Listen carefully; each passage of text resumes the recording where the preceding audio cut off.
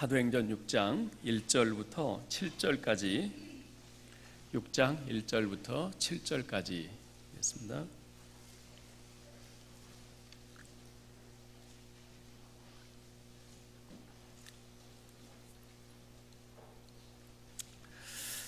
네, 한 절씩 교독하고 7절은 같이 읽겠습니다. 그때 제자가 더 많아졌는데 헬라파 유대인들이 자기의 과부들이 메을의 구제에 빠짐으로 히브리파 사람을 원망하니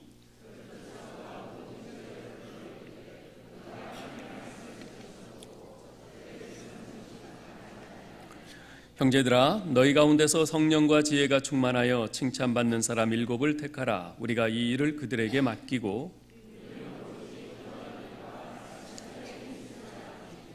온 무리가 이 말을 기뻐하여 믿음과 성령이 충만한 사람 스데반과 또 빌립과 브로고로와 니가노르와 디몬과 바메나와 유대교에 입교했던 안디옥 사람 니골라를 택하여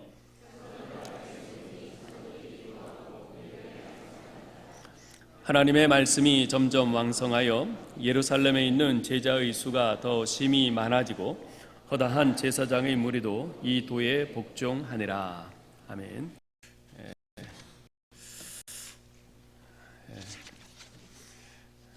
우리 베드로 찬양대가 이렇게 빨간 넥타이를 이렇게 메고 등장하시는데요. 그리스도 안에서 영원한 청춘을 보여주는 것 같아서 참 너무 좋습니다. 너무 감사드립니다. 오늘 재직훈련 두 번째 시간인데요.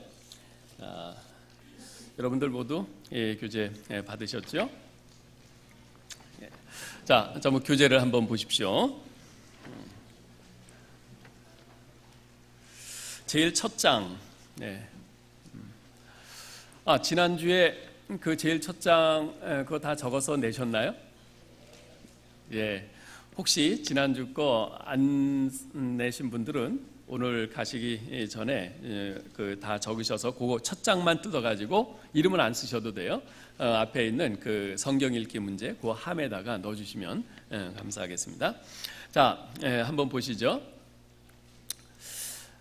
당신은 자신이 어떤 재직이라고 생각하십니까? 스스로 체크해 보세요. 각 점수는 아래의 기준을 참조하시면 됩니다. 1은 전혀 아니다. 2는 대체로 아니다. 3은 보통이다. 4는 대체로 그렇다. 5는 매우 그렇다. 자, 한번 지금 좀 해보시는 거예요. 제가 읽을게요. 주일 예배는 거의 빠지지 않으며 그 밖에 모든 공적인 예배에 빠지지 않고 출석하려고 애쓰고 있다. 몇 번쯤에 해당하십니까? 한번 써보세요. 2번, 매일 20분 이상 개인적인 기도 시간을 가지고 있다. 3. 하루에 한 장 이상 성경을 읽고 묵상하는 시간이 있다. 4. 주일헌금 11조 등의 헌금 생활을 성실하게 하고 있다. 5. 우리 교회의 재직이라는 것이 자랑스럽다. 6. 재직의 직분은 섬김을 받기 위해서가 아니라 섬기기 위해 주어진 것임을 자각하고 있다. 7. 재직으로서 해야 할 일을 기쁘게 감당하는 편이다. 8. 교회에서 시키는 일뿐 아니라 할 일을 찾아서 하고 있다. 9. 재직을 위한 성경 공부나 훈련에는 웬만하면 빠지지 않는다.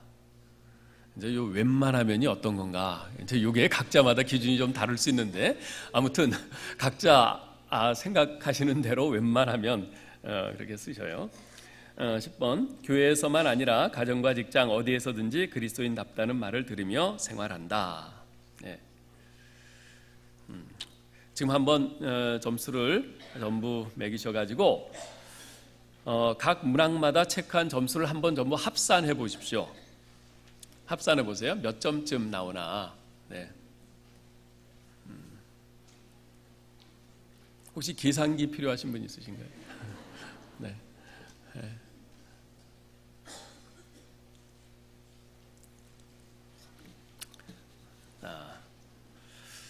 자, 다 합산하셨나요? 네. 그러면 제가 이제 질문할 때 손을 드시는데 마음으로만 드셔요. 진짜 손은 드지 마시고 나는 45점 이상이다. 두 분 드셨어요. 마음이 착한 사람은 볼 수 있어요. 두 분 드셨는데. 자, 40점에서 44점까지다. 네. 한 25분쯤 드셨고요. 그 다음에 나는 30점에서 39점까지다. 뭐 거의 한 70% 정도 되는데요. 예. 그 다음에 나는 20점에서 29점까지다. 예. 별로 없으시네요. 나는 20점 밑이다.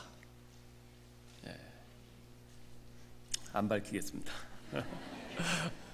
자, 각자 점수를 매기셨는데요. 45점 이상이면 이건 대단히 우수한 겁니다. 대단히 우수한 거고요. 40점에서 45점까지면은 45점에서 44점까지면 이거는 우수한 겁니다. 우수한 거고요. 그리고 30점에서 39점까지는 양호한 겁니다. 양호한 거예요. 제가 지금 점수를 잘 드리려고 굉장히 애쓰고 있어요. 단어 표현을 양호한 거고요. 그리고 20점에서 29점까지는 영어로 할게요. So. 네? 이건 우리말로는 제가 번역 안 하겠어요. 그리고 20점 이하는 알아서 판단하세요. 네. 이거는 지금 여기 나온 이 10문항은 기본적인 거죠. 기본적인 건데 이런 부분에서 한번 체크를 해보시고 내가 이런 부분에서 지금 기본적으로 재직 생활을 어떻게 하고 있나 한번 살펴보시면 좋겠어요. 자, 그 다음 장 한번 보십시오.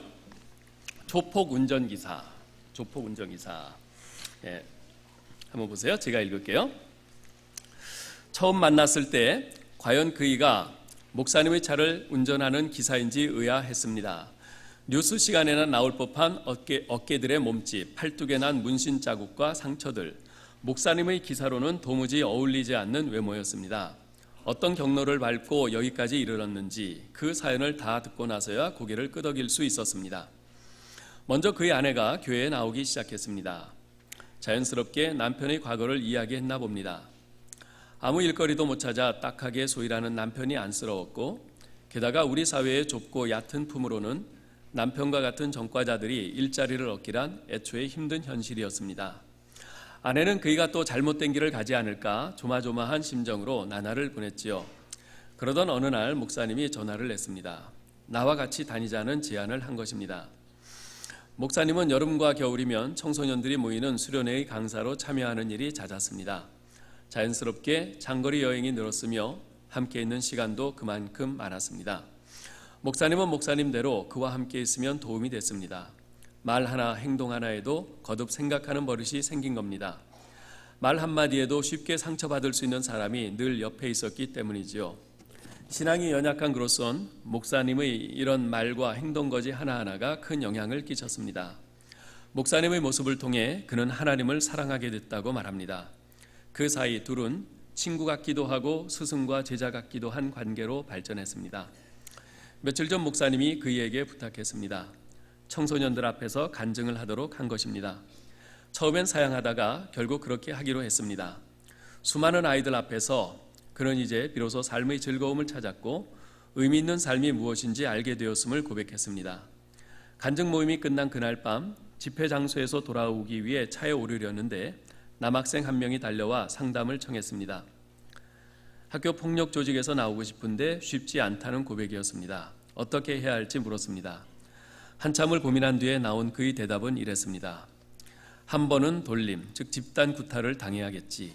그러나 그 순간에 예수님을 생각해 예수님의 새 조직에 들어가기 위한 통과 의례라 생각하면 그 시간이 그렇게 길지만은 않을 거야. 디트리 본헤퍼는 값싼 은혜를 질타했습니다. 우리 신앙의 나약함은 어쩌면 통과 의례조차 없이 하나님의 은혜를 누리기만 하려는 데서 생겨난 것일 수 있습니다. 값을 치른다는 것은 소유를 확인하는 절차이며 하나님의 은혜는 그 십자가라는 혹독한 값의 결과입니다. 그러나 우리가 지닌 값싼 은혜의 문제점은 그것이 지닌 십자가의 사랑과 감동을 싸구려로 떨어뜨리는 데 있습니다. 하여 그 은혜에 대한 감사의 표현인 삶마저 공허하거나 싸구려 수준에 머물 우려가 있습니다. 곧 은혜 입은 자가 마땅히 가져야 할 삶을 소유하지 못하는 것입니다. 네.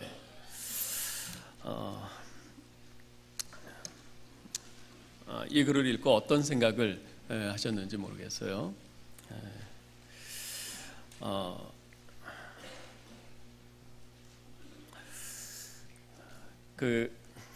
제가 이렇게 미국에서 담임 목회를 하면서 실패했던 그 경험을 좀 하나 말씀드리는 게 좀 이 글과 관련해서 이해하는 데 도움이 되실 것 같습니다. 직분자를 이제 이렇게 선출하고 하는데 분명히 아니에요.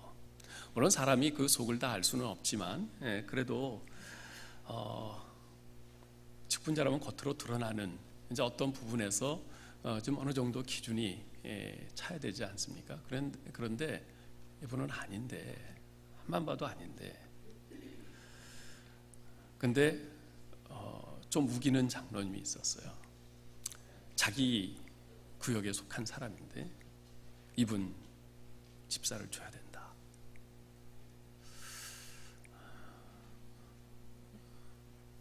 다른 분들도 그분은 아닌데라고 생각하지만 하도 그분이 이렇게 우기니까 그냥 결국 타협을 했어요. 그러면서 한편으로 직분을 주면 잘하겠지 하는 이제 그 생각을 가졌어요. 그런데 참 제가 그것 때문에 얼마나 많이 후회했는지 몰라요. 직분을 주면 잘하겠지. 물론 그렇게 되는 분도 있어요. 제가 그런 걸 봤어요. 그런데 그 경우는 좀 드문 것 같아요. 직분을 주면 잘하겠지, 이것 때문에 교회가 무너져 갑니다.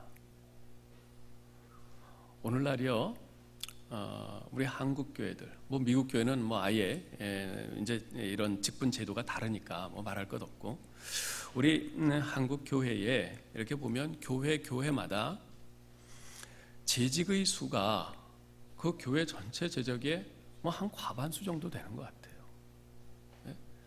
그렇게 많이 직분자를 자꾸 세워요. 근데 그러면서 내세우는 그 논리 가운데 하나가 바로 직분을 주면 잘할 겁니다. 근데 그 다음 논리가 또 있어요. 이제 그건 차마 잘 이야기를 안 하다가 마지막에 이야기를 하는데, 그게 뭐냐면 직분을 안 주면 딴 교회 갈 겁니다. 이런 거예요. 그리고 많은 교회들에서 거기에 타협을 합니다.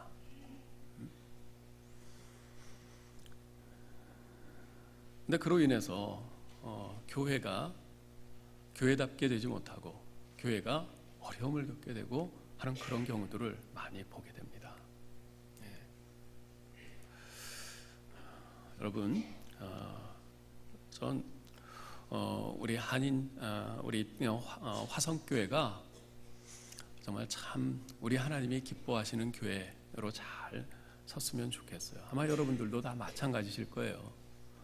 우리 화성교회가 정말 교회다운 교회로 하나님께서 이 세상에 있는 그 수많은 교회, 우리 한국에 3만 교회가 있다고 하는데 그 3만 교회들 가운데서 사이즈에 상관없이 이 화성교회를 봐라 하고 하나님께서 그렇게 보여주고 싶어 하시는 그런 교회로 우리가 세워져 갔으면 좋겠어요.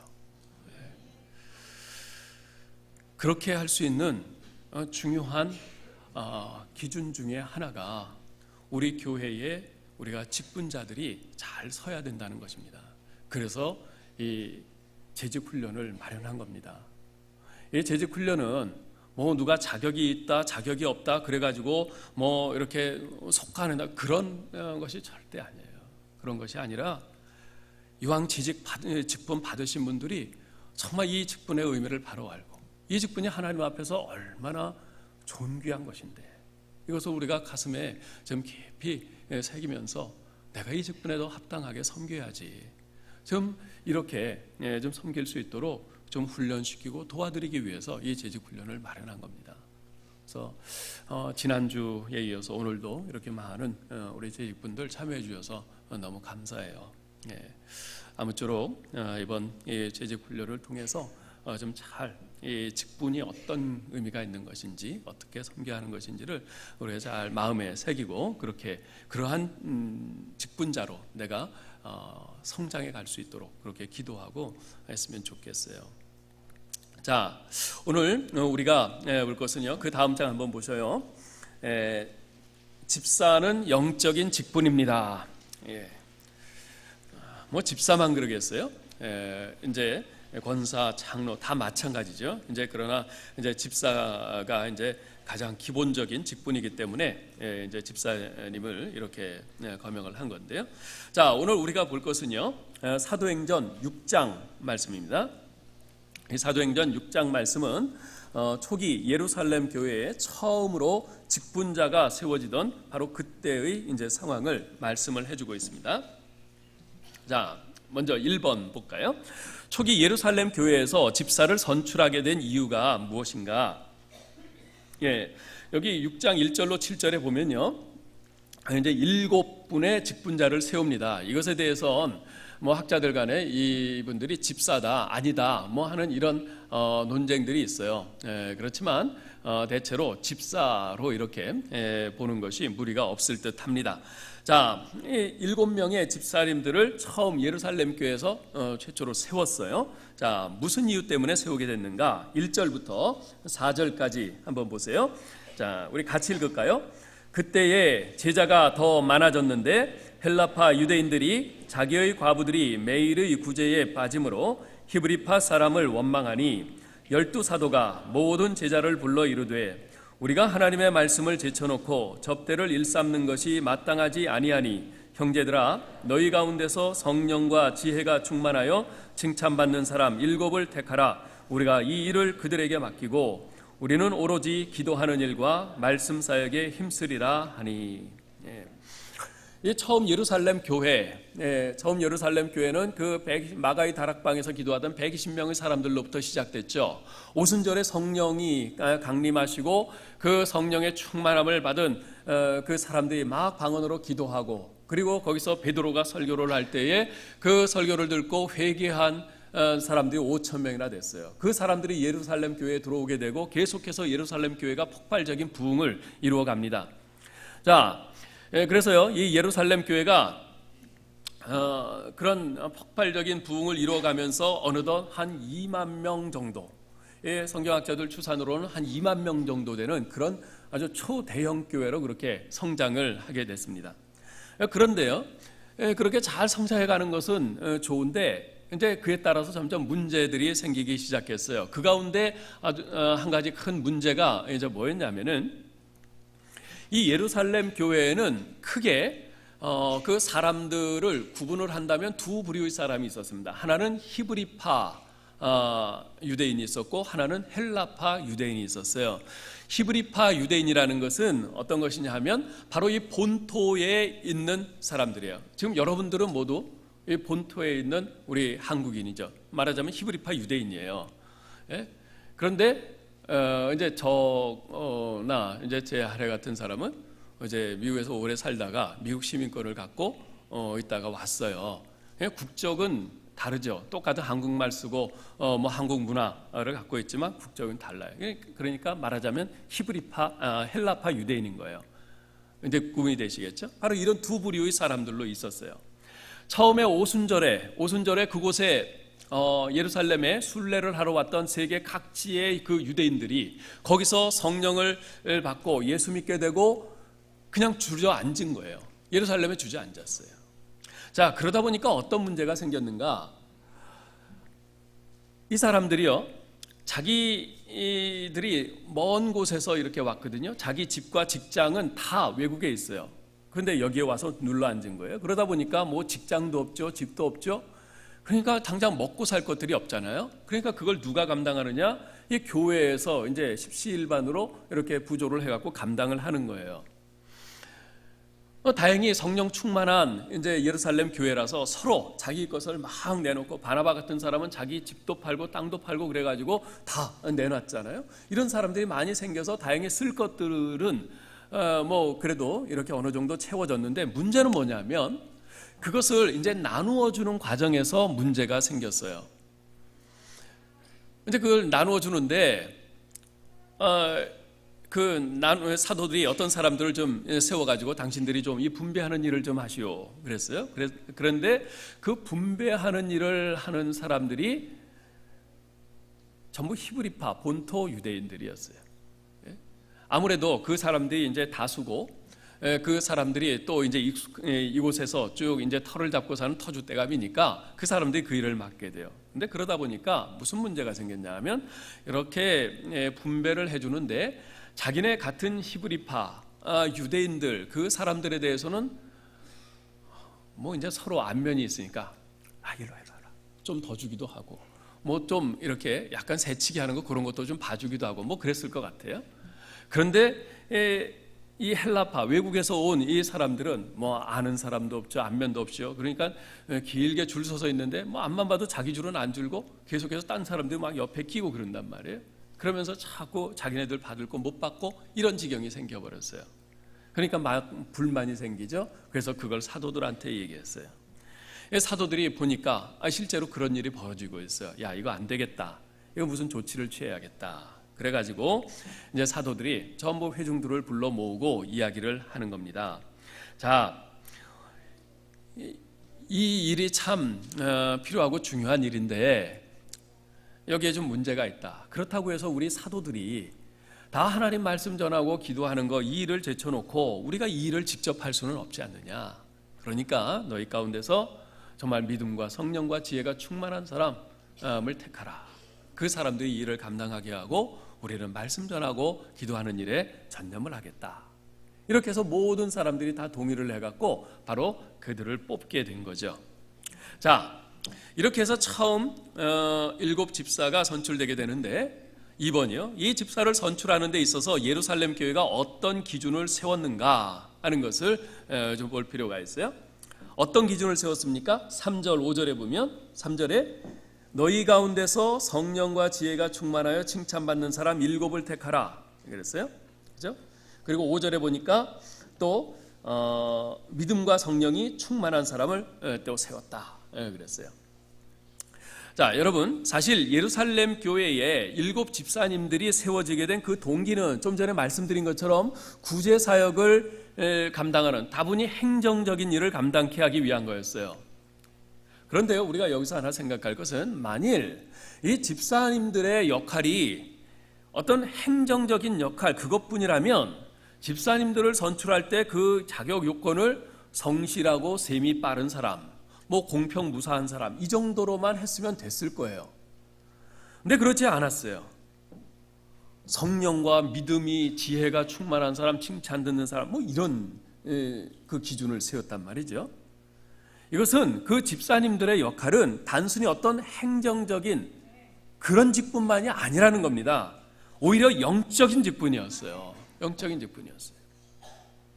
그래서 본문에 나타난 이 집사의 자격 요건을 살펴보면 우리가 잘 알 수 있습니다. 여러분, 이 시간에 이걸 분명히 알아두시면 좋겠어요. 우리 교회의 모든 직분은 영적인 직분이다. 집사, 권사, 장로 다 영적인 직분이다. 이것을 기억하셔야 돼요. 뭐 목사님이 뭐 말씀 전하고 하니까 목사는 영적인 직분, 뭐 장로, 권사, 집사는 행정적인, 천만에요. 다 영적인 직분이에요, 기본적으로.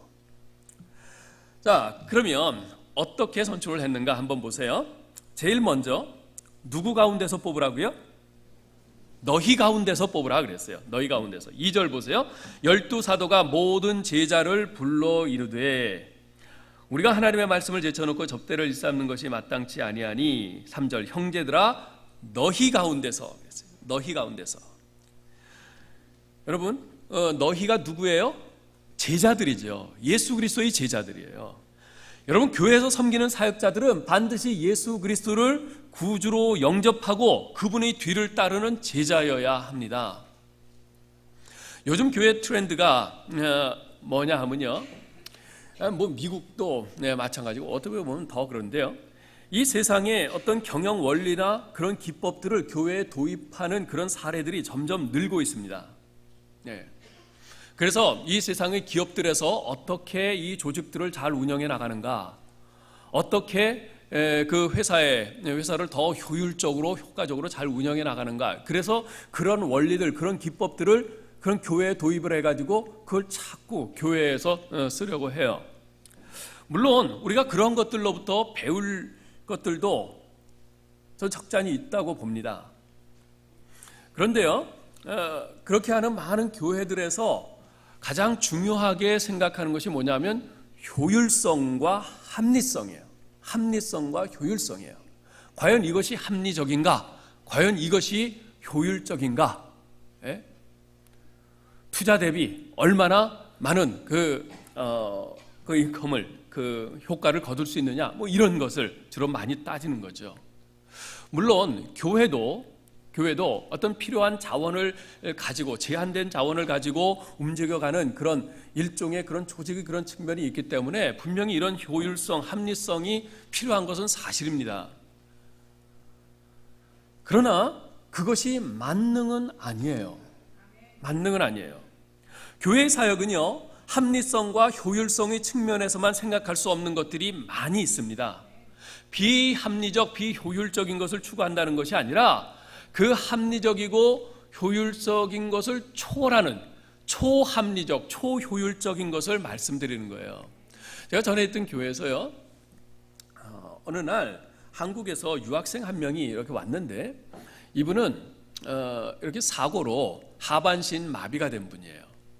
하반신 마비가 돼서 휠체어를 타고 다니는 분이에요. 그런데 이분이 교회를 왔어요. 거기 피츠버그 대학에 이제 그 재활의학과 이제 그 박사과정으로 이렇게 왔는데, 이분이 교회를 왔는데 제가 있던 교회는 건물이 거의 200년 된 건물이에요. 아주 옛날 그 돌 건물이죠. 그러다 보니까 그 옛날식으로 지어가지고 이렇게 돌 계단을 이렇게 한 10개 정도 이렇게 해야지만 교회 안으로 들어올 수 있어요. 문이 사방에 여러 개 문들이 있는데 다 그 모든 문들마다 그렇게 돌계단이 한 10개 정도는 있어요. 그러니까 이분이 참 교회에 들어올 수가 없는 거예요, 자기 힘으로는. 그래서 이분이 올 때마다 우리 교회 청년들이 이분이 탄 그 휠체어, 이 또 전동 휠체어니까 얼마나 무거운지 몰라요. 게다가 또 이분이 또 몸집도 있어갖고 한 4-5명이 그냥 달라붙어가 낑낑대면서 그걸 들어 올렸어요. 근데 이분이 자기도 미안하고 그러잖아요. 신방을 갔더니 굉장히 미안해서 이거 교회를 못 가겠다는 거예요. 그래서 이거 안 되겠다 해가지고 교회에 이야기를 했어요. 우리가 이렇게 휠체어 타고 이렇게 오시는 분들, 이런 분들이 교회에 이렇게 잘 들어올 수 있도록 우리가 핸디캡 램프를 설치합시다.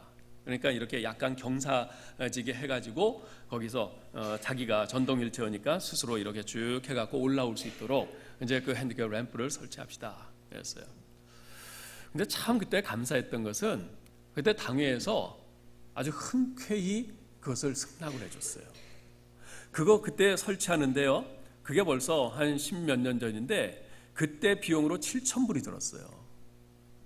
7,000불이면 얼마입니까? 뭐 지금 돈으로 하면 한 1,000만 원 넘을 거예요. 근데 그때 교회에 장애인이 없었어요. 그분 한 사람인데, 그리고 그분은 유학생이에요. 이제 왔다가 유학 마치면 갈 사람이에요. 근데 그것을 제안했을 때, 그건 비합리적입니다. 그건 돈 1,000만 원이 어딘데요? 그 한 사람 뭐 이따가 좀 돌아갈 사람인데 그 한 사람 위해서 그렇게 합니까? 그거 비효율적입니다. 그런 사람이 한 분도 없었어요. 기쁘게 당해서 그걸 탁 승인을 해줬어요. 여러분, 합리성, 효율성의 측면에서 보면 그건 빵점이죠. 세상에 그 돈 쓸 데가 없어서 돈 1,000만 원을 들여갖고 그 한 사람, 그것도 아주 있을 사람도 아니고 이따 갈 사람 위해서 그렇게 하냐? 빵점이죠. 그러나 주님께서도 과연 그렇게 보실까? 우리가 항상 생각해야 될 건 이거예요. 우리 사람의 눈, 세상의 눈과 우리 주님의 눈, 우리가 이걸 생각을 해야 돼요. 주님께서도 그렇게 보실까? 그렇지 않아요. 틀림없이 주님께서는 칭찬하실 거예요. 왜냐하면 소자 하나를 귀하게 여기시는 주님이시기 때문에 그렇습니다. 그렇기 때문에요, 여러분, 교회에서 섬기는 사역자들은 똑똑한 사람, 재능 있는 사람, 권세 있는 사람, 그 이전에 먼저 예수 믿는 사람이어야 합니다. 그리고 예수님 따르려는 각오가 있는 주님의 제자여야 돼요. 우리 주님께서 뭐라고 말씀하시나 그거 생각하는 사람이어야 됩니다. 그래야 합리적인 계산이 안 나오더라도 이 일이 주님께서 기뻐하시는 일이라는 판단이 서면 기도하면서 믿음으로 감당할 수 있는 겁니다.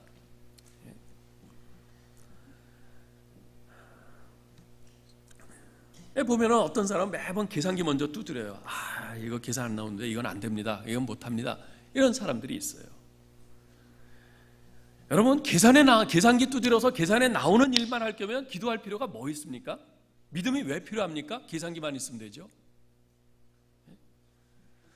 이번에 우리 교회 새벽 기도회를 지난주부터 본당에서 하기로 하고 시작을 했어요. 이 일을 결정하기 전에 이제 당회에서 이 학거를 내놨는데 우리 장로님들이 아주 흔쾌하게 결정을 해줬어요. 물론 저 교육관 그 지하에서 하는 것보다 여기서 하는 것이 뭐 전기세랑 난방비랑 엄청 많이 들어요. 그에 비하면. 그런데 그거 계산기 두드려 갖고 이거 난방비 전기세 많이 들어서 이거 여기서 하면 비효율적입니다. 뭐 다들 그러셨으면 못했겠죠. 근데 우리 장로님들 그런 분이 없었어요. 합시다. 난방비 전기세 그거보다도 우리 성도들이 더 많이 나가서 더 열심히 기도하고 더 은혜 받고 그러면 그게 되는 거 아닙니까? 그러면 그게 하나님 기뻐하는 거 아닙니까? 우리 장로님들이 그렇게 해서 이렇게 결정하게 된 거예요. 얼마나 감사한지 몰라요. 그래서 여러분, 누구를 뽑는다고요? 너희 가운데, 즉 예수 그리스도를 믿고 따르는 제자들 가운데서 뽑았어요. 예수 믿는 사람이어야 돼요. 두 번째, 뭐가 충만한 사람이요? 성령 충만한 사람, 성령 충만한 사람이어야 된다. 그렇게 말씀을 합니다. 자, 이 성령 충만한 사람 하면은 우리가 에베소서 5장 18절에 술 취하지 말라 이런 방탕한 것이니 오직 성령의 충만을 받으라 하시는 그 사도 바울의 말씀이 생각납니다. 에베소서 5장 18절에 사도 바울이 그 말을 할 때 이 에베소 교회에 쓴 편지에서 그 말을 했는데요. 이 에베소가 위치한 소아시아에서 가장 널리 퍼진 그 예배의 형태는 어떤 거였냐면 그 술의 신이 이제 디오니소스예요. 이제 로마에서는 이제 바쿠스, 우리가 말하는 바카스인데요. 바로 그에 대한 예배였어요. 이 디오니소스에 대한 예배에서는 사람들에게 어떤 사람들을 황홀경에 그렇게 잠기게 하기 위해서 춤, 자극적인 음악 그리고 술을 활용을 합니다. 아주 선정적인 춤을 추고 막 자극적인 음악을 틀고 그리고 술을 막 먹이고 그러면서 사람들이 막 기분이 좋아가고 해롱해롱 되게 만드는 거죠. 곧 그것이 신들린 상태에 이르는 거다. 그렇게 믿었습니다. 바울은 그러한 이방인들의 그런 신들린 상태와 성령 충만을 비교해서 성령 충만의 의미를 설명을 합니다. 자, 여러분, 술 취함과 이 성령 충만, 이 양자간에는요 공통점이 있고 차이점이 있습니다. 공통점이 뭡니까? 술 취하는 것과 성령 충만의 공통점이 뭔가요? 네? 취하는 거요? 네. 지배를 받는다는 겁니다. 지배를 받는다는 거예요. 술에 취한 사람은 술의 지배를 받고요, 성령 충만한 사람은 성령의 지배를 받는 겁니다. 그래서 그런 말이 있잖아요. 처음엔 사람이 술을 먹지만 좀 지나면 술이 술을 먹게 되고 더 지나면 술이 사람을 먹는다. 그죠? 술에 취하면 완전히 술의 지배를 받게 되는 겁니다. 여러분, 성령 충만도 마찬가지예요. 본문에서 사용된 이 성령 충만이라 이 말은요 뭐냐면은 조금의 빈 공간도 없이 가득 채워진 상태입니다. 이 컵이 있으면 물이 아구까지 가득 차서 더 이상 공기가 들어갈 틈이 없는 그런 상태를 말합니다. 따라서 이 성령 충만이란 나라는 존재는 조금도 빈 공간이 없이 성령으로 가득 채워져 있는 바로 그런 상태죠. 곧 우리의 인격과 우리의 삶이 성령에 의해서 지배를 받는 것을 의미합니다. 하나님께서 내 삶의 왕이요 주인이 되셔서 나를 다스리는 것을 의미합니다. 술에 취하면 술의 영향과 지배를 받는 것처럼 성령으로 충만하면요 성령의 강력한 영향력에 압도되어서 성령의 다스림을 받아요. 성령의 지배를 받아요. 술에 취하면요, 저는 안 취해봐서 잘 모르는데, 웃으시는 분들은 안 믿으신다는 건데 믿으세요? 저는 포도밭에도 못 갑니다. 자, 근데 술에 취하면 그 술 기운이 온 몸에 퍼져요. 그래서 주변의 상황으로부터 내 몸과 마음이 이완이 됩니다. 마찬가지로 성령에 취하면 성령의 영향력이 우리를 지배해서 주변의 상황과 관계없이 우리가 하늘의 평안과 기쁨을 누리게 됩니다. 근데요, 종종 보면 어떤 분들은 성령 충만을 받는다, 이것은 성령을 더 많이 받는 것으로 오해하는 분들이 있어요. 마치 성령이 무슨 수증기 같은 것이어서 더 많이 받고 덜 받고 그런 것으로 오해를 해요. 그렇지 않습니다. 그래서 예전에는요, 그 부흥회 같은 걸 하면 부흥 강사들이 이렇게 마지막 날 같은 때 성령을 받으라 그러면서 뭐 이런 일도 했어요. 저녁에 청국장 먹고 이빨도 안 닦고 냄새 나는 걸로 말이에요. 여러분, 그런 게 성령 충만 아닙니다. 성령 충만은 성령님께서 나를 더 온전히 주장해서 우리 안에서 더 자유롭고 강력하게 나를 다스리고 역사하시는 것을 의미해요. 기억하세요. 성령 충만은 우리가 성령을 더 많이 소유하는 것이 아니라 성령께서 우리를 더 많이 소유하시는 거예요. 이거 아주 중요한 겁니다. 자, 그런데요, 이 술 취함과 성령 충만 사이에는 결코 간과할 수 없는 중요한 차이점이 있습니다. 뭔가 술 취함은요, 우리를 죄악과 방탕함으로 인도합니다. 술 취하면 죄악과 방탕함으로 인도돼요. 그토록 경건했던 노아가 벌거벗고 추태를 부리게 된 원인이 뭐였습니까? 그건 술에 취한 거 아니었어요? 술에 취하면요, 절제가 무너져요. 그래서 술 취하면 말이 많아지고요, 할 말 못할 말 다 하게 됩니다. 괜히 길 가다가 전봇대하고 싸워요. 이처럼 술에 취한다는 것은 술에 끌려간다는 것이고요, 내 의지와 판단을 술에 맡겨버린다는 겁니다. 어떤 사람이 술에 취하게 되면 판단력이 떨어져요. 절제하는 능력을 놓치게 됩니다. 어떤 분들은 뭐 술에 취하면 뭐 없던 용기가 생기고 담대해진다고 하는데, 그건 담대함이 아니라 판단력과 절제력을 잃어버리게 되는 거죠. 술에 취하면 갑자기 사람이 대인배가 되는 것 같아요. 평소에는 뭐 돈 10,000원에도 벌벌 떨던 사람이 술만 취하면 카드를 쫙 꺼내가지고 내가 쏠게 하면서 뭐 100만 원 쫙 긁어요. 그 사람이 대인배가 돼서 그런 겁니까? 분별력을 잃어버려서 그런 거죠. 아마도 술 깨고 나면 그냥 또 와이프한테 바가지를 긁을 생각을 하면서 그냥 가슴을 칠 거예요. 여러분, 성령 충만은요, 술 취함과는 달리 우리를 오히려 절제와 거룩함으로 인도합니다. 성령 충만은 우리를 절제와 거룩함으로 인도합니다. 성령 충만하게 되면 육체적이고 감정적인 즐거움보다도 하나님 뜻에 더 집중하게 돼요. 하나님께서 기뻐하시는 것과 싫어하시는 것에 대한 분별력을 갖게 됩니다. 하나님께서 싫어하시는 것에 대해서는 아무리 마음이 끌리고 욕심이 생겨도 절제합니다. 하나님께서 기뻐하시는 것에 대해서는요, 손해와 희생이 따르더라도 기꺼이 순종하려고 합니다. 그렇게 하나님의 뜻을 행하면서 진정한 기쁨이 밀려오는 것을 느끼게 되죠.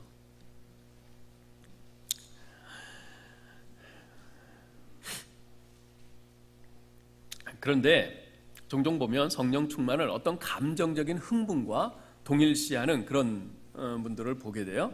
반복되는 찬양, 다 같이 큰 소리로 박수 치면서 뭐 열정적으로 찬양을 부르고 통성기도 하고, 그래서 열정적인 그 분위기를 조장을 해서 사람들을 어떤 감정적인 흥분 상태로 몰아넣고 그것이 성령 충만이다 라고 그렇게 말하는 분들이 있어요. 그렇지 않아요. 성령 충만은요, 감정의 뜨거워짐과 아닌가 그거하고는 전혀 관계없어요. 오히려 성령 충만은 우리 안에서 거룩함을 사모하는 그런 감정을 끌어냅니다. 거룩함을 사모하는 그런 마음을 끌어내요. 성령 충만은 우리의 도덕적 수준을 높여서요, 나도 주님 닮는 그런 삶을 살고 싶다, 이런 결심을 하게 합니다.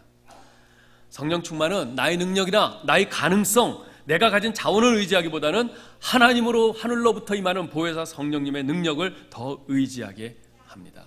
이게 성령 충만이에요. 자, 바로 이런 사람을 뽑으라는 거죠. 세 번째, 어떤 사람을 또 선출하라고 합니까? 지혜가 충만한 사람. 여러분, 지혜하고 지식하고 다른 것은 아시겠죠? 지식은 그야말로 어떤 인포메이션들, 그런 정보들을 많이 축적해 가지고 있는 것이 지식이에요. 그러나 지혜는 그거하고는 다릅니다. 특별히 성경에서 말하고 있는 지혜는 전혀 다릅니다. 우리가 잠언 9장 10절에 보면 뭐라고 합니까? 여호와를 경외하는 것이 지혜의 근본이라 그랬어요. 여호와를 경외하는 것. 자, 그래서 지혜가 충만하다 하는 것은요, 하나님께서 내 앞에 계신 것 같이 두렵고 떨리는 마음으로 사는 것. 즉 이걸 코람데오라는 말로 표현을 합니다. 이건 라틴어인데요, 영어로 하면 before God, 하나님 앞에서라는 말이에요. 하나님 앞에서의 삶을 추구하는 사람, 이런 사람이 바로 지혜가 충만한 사람이에요.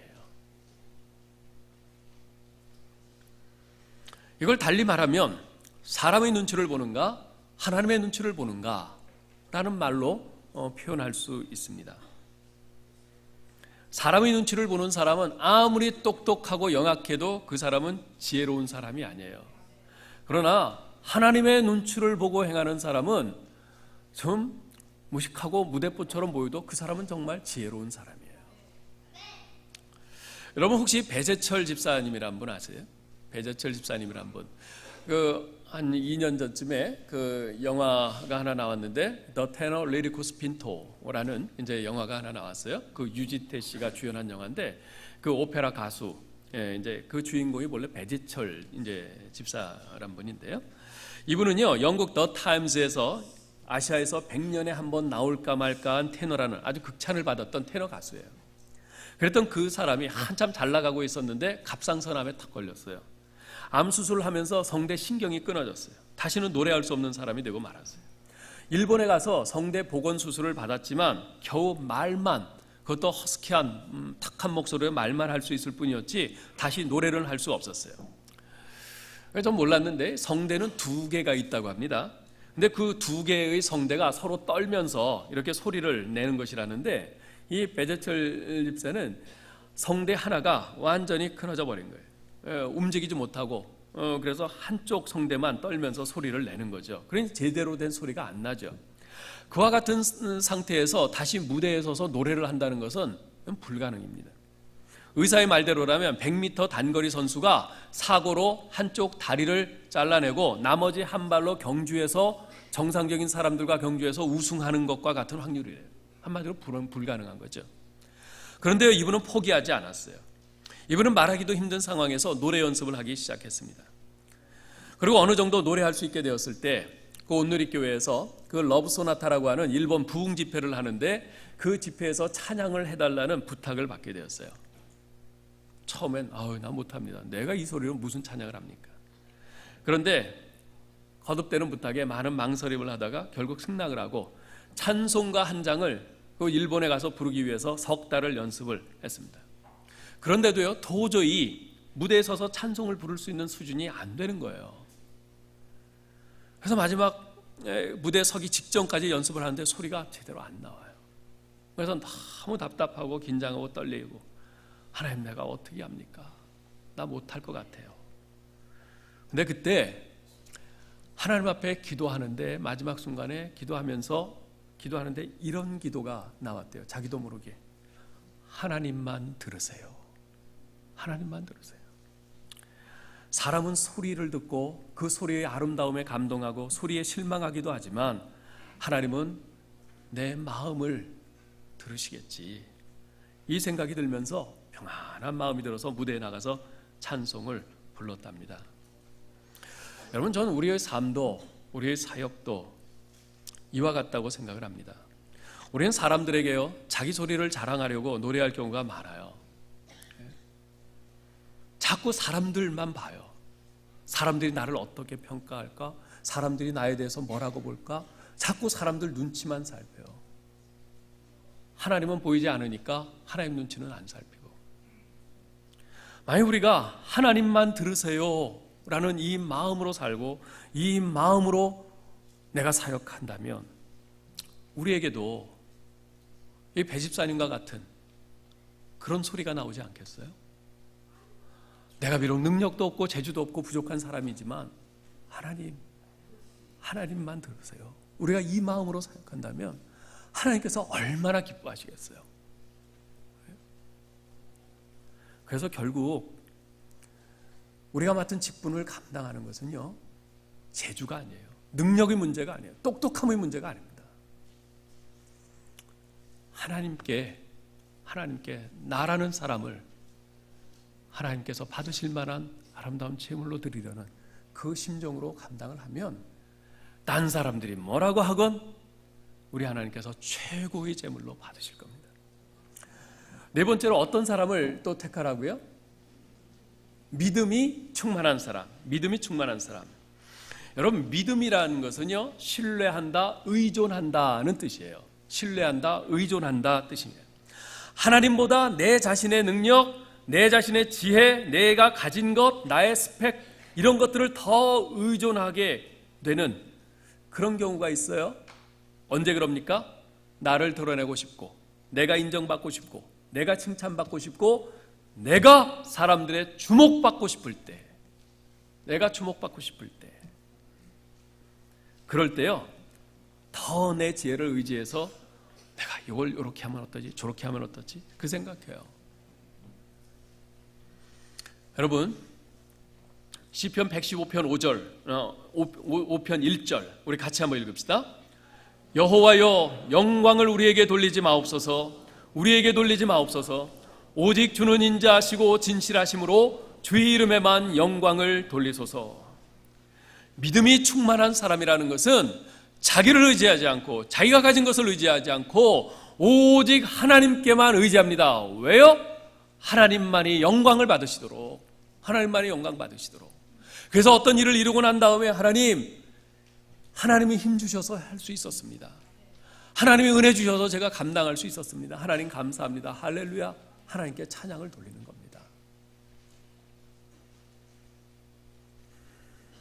하나님께서 이런 직분자를 보고 싶어 하세요. 다섯 번째, 어떤 사람을 찾으신다고요? 칭찬 듣는 사람. 예. 이 칭찬 듣는다 하는 것은 무사람들로부터 인정받는다 하는 것이에요. 하나님의 교회의 일꾼이 될 사람은요, 교회 안에서의 종교생활뿐만 아니라 일상생활에서도 무사람들로부터 칭찬받고 인정받는 삶을 살아야 합니다.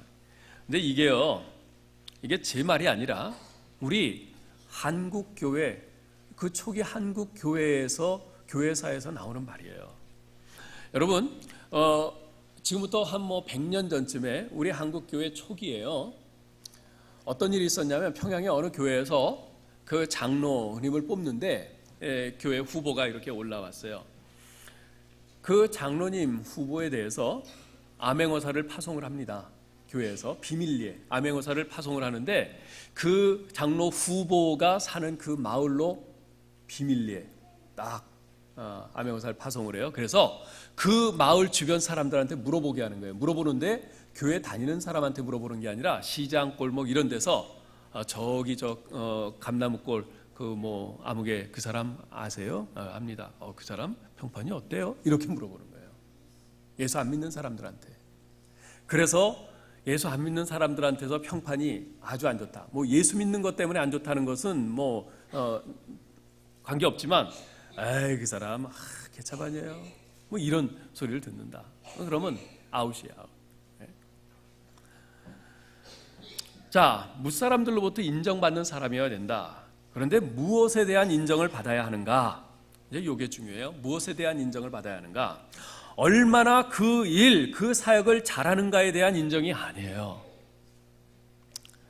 얼마나 그 일, 그 사역을 사랑하고 순수한 동기와 주님 사랑하는 마음으로 하는가에 대한 인정이에요. 그 사람이 그 일을 잘하고 못하고 하고는 별 문제예요.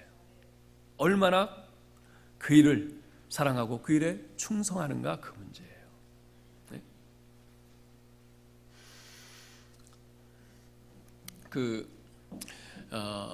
제가 섬기던 그 교회에서 우리 애가 어렸을 때 우리 애 주일학교에 그 담임 교사를 했던 형제가 있어요.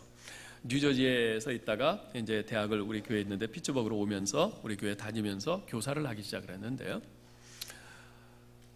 참 이 대학 1학년 이 친구가 얼마나 그렇게 성숙하게 열심히 하는지 몰라요. 우리 애를 비롯해서 애들이 참 아주 다 좋아했죠. 아주 주일마다 열심히 가르치고 또 끝나고 나면은 또 애들 데리고 나가서 뭐 아이스크림도 하나씩 사주고 다 자비로 그렇게 하면서 열심히 섬겼어요. 그런데 그것이 다가 아니에요. 이제 방학이 되면 집으로 돌아가잖아요. 뉴저지로 가요. 그런데 어느 날 집에 카드가 왔어요. 그 선생님한테 온 거예요. 예람아 잘 있니? 어떻게 지내고 있어? 그러면 카드가 오는 거예요. 계속 우리 애한테만 보낸 게 아니라 자기가 맡고 있는 애들한테 다 보낸 거예요. 보통은 방학하고 끝나고 가면은 그냥 끝인데 그러지 않더라고요. 참 귀한 거죠. 정말 여러분 우리가 다른 사람한테 인정받아야 된다라고 할 때 그 인정은 그 일을 잘하고 못하고가 아니에요. 하나님께서 나에게 맡겨주신 그 직분을 내가 얼마나 사랑하고 그 일을 내가 얼마나 순전한 동기로 주님 사랑하는 마음으로 하는가, 이에 대한 인정을 받는 거예요.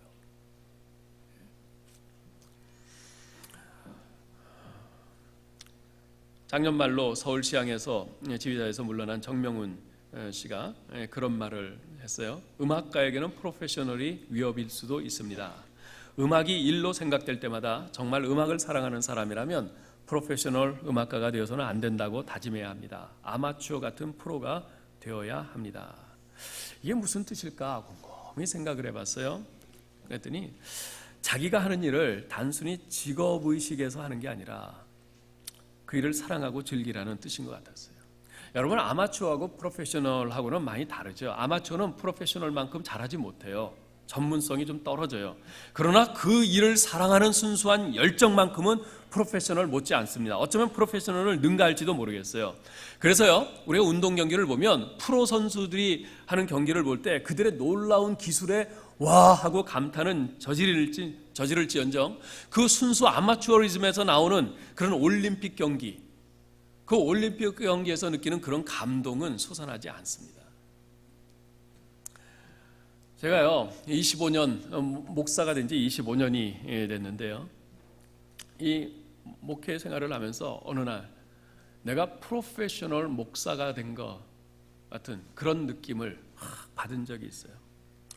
프로페셔널 하다는 것은 전문가가 되는 것이기 때문에 그것이 반드시 나쁘다고만은 할 수 없죠. 분명히 우리가 사역 자체에서는 전문가가 되어 마땅하죠. 한 해 한 해 지나면 그 사역에 대해서 점점 전문가가 되어야 되는 건 마땅한 거 아니겠어요? 그러나 사역의 동기와 그 사역의 정신에 있어서만큼은 언제까지나 순수한 아마추어로 남아 있어야 하는 것입니다. 근데 제 자신을 보니까 그렇지 못한 것 같아요. 설교를 해도요, 워낙 뭐 20년 이상 이렇게 하니까 이제는 어느 본문을 보면은 대충 뭐 무슨 말을 해야 될지를 알아요. 그동안 또 해온 것이 있으니까 뭐 그냥 기억되고 있는 것이 있어서 그냥 쑥쑥쑥쑥 이렇게 하게 되는 그런 면들도 있어요. 그래서 정말 어느 날 그 신방을 가는데 신방 가는데 별로 준비도 하지 않고 그냥 본문 하나 딱 정해갖고 그냥 가서 하는데 유창하게 잘해요. 성도들은 은혜 받았다고 그래요. 근데 나는 괴로운 거예요. 나는 준비도 하지 않고 갔는데 거기서 나오는 말로 성도들이 은혜 받았다니, 이거 뭔가 크게 잘못된 거 아닌가.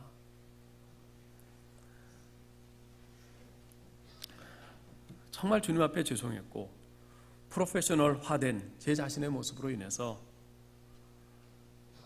우리 성도들한테 우리 주님의 은혜를 제대로 전달하지 못하는 그런 것만 같아서 참 죄송했어요.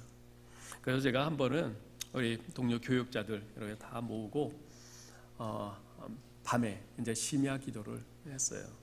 심야 기도를 하면서 기도 부탁을 했어요. 눈물을 회복하게 해달라. 그게 내 기도 제목이다. 그걸 위해서 기도해달라. 언제부터인가 목회에 점점 익숙해져 가면서 상대적으로 점점 눈물이 줄어가는 제 자신을 보게 됐습니다. 능숙해져 가는데 눈물은 점점 줄어요. 그래서 이 눈물을 다시 회복해서 내가 주님께 은혜 받고 부름받았던 처음의 그 마음, 그 정신으로 다시 시작하게 해달라. 이제 그런 영혼의 그런 기도를 부탁드렸죠. 여러분, 우리 모두 마찬가지입니다. 교회 생활에 익숙해지고 내가 직분을 받은 지 한 해, 두 해 점점 지나게 되고, 그리고 내가 속해 있는 위원회, 교사, 성가대 이런 게 점점 시간이 지나면서 익숙해지면요, 프로화돼 가요. 연습 제대로 안 하고 기도 제대로 안 하고 이제까지 익숙해진 그 힘으로 하려고 그래요. 여러분, 그건 굉장히 위험한 겁니다. 위험한 거예요. 내가 연습하지 않았는데도 잘한다? 이거 위험한 거예요. 우리 찬양대 찬양팀 조심하셔야 돼요. 난 연습하지 않아도 이렇게 잘해. 그거 자랑할 거 아닙니다. 그거 정말 위험한 거예요. 우리 선생님들도 마찬가지고요. 우리 장로님, 권사님, 우리 집사님, 여러분들이 맡고 있는 사역에서 내가 그 일을 위해서 기도하지 않고 내가 그 일을 위해서 준비하지 않았는데도 잘한다. 이거 정말 위험한 거예요. 하나님이 주시는 경종으로 들으셔야 합니다. 자, 3번 보세요. 예루살렘 교회에서 집사가 필요했던 1차적인 이유는 구제 사역을 감당할 일꾼들이 필요해서였죠. 그런데 그러한 사역을 감당하는 데 있어서 성령과 지혜와 믿음이 충만한 사람들이 필요했어요. 그 이유가 뭘까요? 집사의 직무는 영적인 직무이기 때문에 그렇습니다. 집사의 직무, 일은 영적인 일이에요.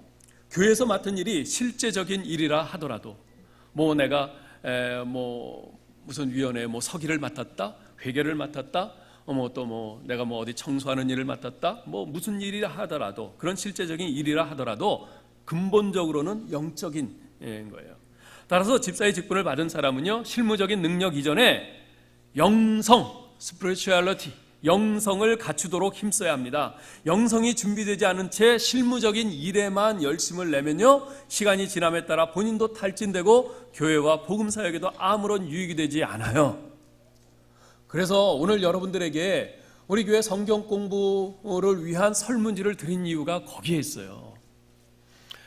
여러분 성경 공부 꼭 참석하지 않으셔도 맡은 일 열심히들 하실 거예요. 그러나 여러분들이 성경을 공부하면서 하나님의 말씀을 대하면서 말씀에 의해서 계속 도전을 받으면서 말씀에 의해서 내 자신이 점점 빚어져 가는 그러한 일 없이 내가 일만 열심히 하면 일은 잘하게 될지 모르지만은 어느 순간인가 내 자신의 영혼에 위기가 오게 됩니다. 그때는 뒤로 자빠지게 되는 거예요. 그렇지 않도록 하기 위해서 우리 교회에서 우리 여러분들이 정말 하나님의 말씀을 공부하고 그 말씀을 내가 붙잡고 내 영혼을 더욱더 정말 잘 이렇게 성장케 하고 갈 수 있도록 그렇게 도와드리려고 하는 겁니다. 여러분, 그 설문지 진지하게 꼭 작성을 하셔서 내주세요. 여러분들이 잘 하실 수 있도록 교회에서 도와드릴게요. 네. 영성이 준비되지 않으면 그렇게 탈진되고 교회와 복음사역에도 아무런 유익이 되지 않아요. 자, 마지막 4번. 7 집사가 선출됨으로 말미암아 예루살렘 교회에 어떤 결과가 생겼습니까? 7절 한번 읽어볼까요? 7절. 하나님의 말씀이 점점 왕성하여 예루살렘에 있는 제자의 수가 더 심히 많아지고 허다한 제사장의 무리도 이 도에 복종하니라. 어떤 일이 생겼습니까? 예루살렘 교회가 부흥했다, 이렇게 말할 수 있을 거예요. 그런데 이 부흥이 어떤 부흥인가 하는 것을 우리가 잘 생각해 볼 필요가 있어요. 여기 보면은 예루살렘에 있는 제자의 수가 더 심히 많아졌다 그랬어요. 누가 많아져요? 제자의 수가 많아졌어요. 이 말이 교회에 그동안 교회 다니지 않던 사람들이 더 많이 교회에 들어오게 돼서 교회가 양적으로 늘어났다는 의미일 수도 있고요. 이렇게 집사님들이 맡은 일을 감당하고 사도들이 제 일을 잘 감당하고 함으로 말미암아 이 기존의 교회에 있던 사람들 근데 제자가 아니었던 사람들이 제자로 변화되어 갔다는 그런 의미일 수도 있어요. 예? 양적인 성장일 수도 있지만 질적인 변화일 수도 있는 거예요. 특별히 그 뒤에 무슨 말이 나옵니까? 허다한 제사장의 무리도 이 도에 복종하니라 그랬어요. 이 제사장들 하면은 예수 그리스도의 십자가와 부활에 대해서 아주 쌍심지키고 반대하는 사람들 아니겠어요? 그런데 이 사람들이 변화가 되는 거예요. 자, 7 집사가 선출되고 그분들이 제대로 사역을 잘 감당하고 함으로 말미암아 어떤 결과가 생겼는가? 예루살렘 교회의 참된 부흥, 참된 성장이 이루어졌습니다. 여러분, 참된 부흥이 뭔지 아세요? 확장이 아니라 변화입니다. 확장이 아니라 변화가 참된 부흥이에요. 교회에 사람이 많아지는 것 감사한 일이지만 그것이 항상 진짜 부흥이라고 볼 수 없는 경우들도 있어요. 네? 옆에 교회에 문제가 생겨서 사람들이 이 교회 싫다 하고서 우리 교회로 확 몰려올 수도 있어요. 그게 참된 부흥입니까? 알 수 있어요. 교회 건물 멋있게 딱 지어놓으니까 아이고 저 새로 건물 지은 저 교회 가서 해야지. 뭐 건물도 다 지었겠다. 뭐 헌금 부담도 없겠다. 가야지. 그렇게 해서 사람들이 몰려올 수도 있어요. 그게 참된 부흥입니까? 아니에요. 참된 부흥은요, 확장이 아니라 변화라니까요.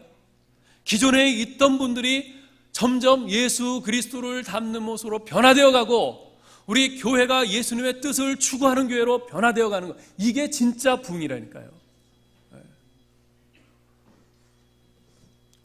아무쪼록 우리 교회, 우리 모든 집사님, 권사님, 장로님, 우리 모든 재직분들 오늘 말씀에서 말씀하고 있는 것처럼 정말 예수 그리스도를 따르려고 하는 그런 제자의 각오를 가지고 또 성령 충만, 지혜 충만, 믿음 충만, 또 칭찬받는 이런 재직들이 되심으로 우리 교회가 정말 하나님께서 기뻐하시는 그런 교회로 자라갈 수 있기를 간절히 바랍니다.